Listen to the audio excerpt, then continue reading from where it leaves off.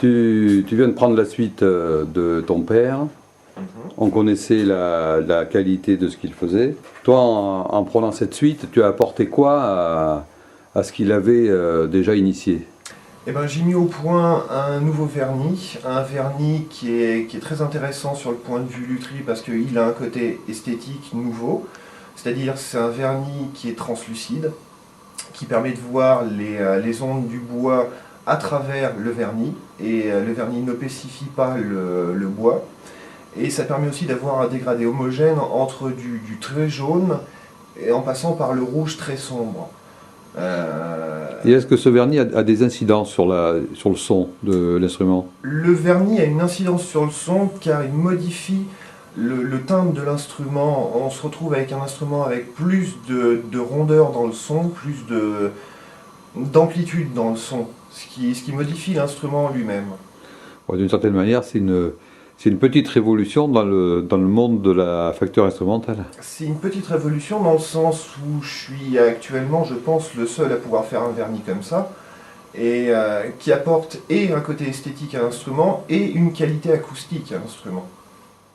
Et le fait d'avoir fait une formation de luthier classique, ça amène des choses nouvelles dans la fabrication des vielles? Bah, ça amène une rigueur de classique, mais après c'est le travail de chaque instrument. On ne peut pas dire que le travail du violon soit exactement pareil que le travail d'une vielle, parce que c'est un instrument qui n'a pas eu beaucoup de lutherie ces dernières années. Donc on est obligé de toujours chercher pour améliorer ces instruments. On cherche tout le temps.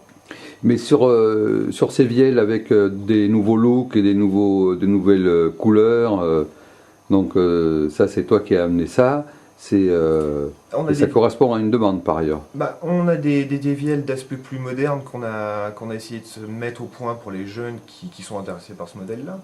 On a une vielle bleue très moderne avec un clavier justement de ce vernis-là. Ouais. Qui était du plus bel effet et qui sert pour les jeunes actuellement. Alors on essaye toujours d'essayer de se mettre par rapport au goût des clients pour qu'ils puissent jouer sur des instruments qui leur plaisent. Et tu as donc en permanence, tout en travaillant à la fabrication de l'instrument, tu réfléchis à l'amélioration de ce que tu peux faire, quoi. Bah, comme il y a pas mal de petits points sur une vielle à toujours travailler dessus, à chaque fois qu'on fait un élément d'une vielle, on pense toujours à essayer de l'améliorer. On pense toujours à essayer de voir si en changeant quelque chose par rapport à des principes de lutherie établis, si on ne peut pas essayer de rechercher encore un petit peu plus la profondeur du son, la stabilité de la note, la justesse, la profondeur. Et, il y a toujours quelque chose à chercher et toujours quelque chose à améliorer. Donc la Maison Boudet est toujours au sommet de l'innovation et de la perfection, quoi. On essaye toujours d'améliorer nos instruments pour faire plaisir à nos musiciens.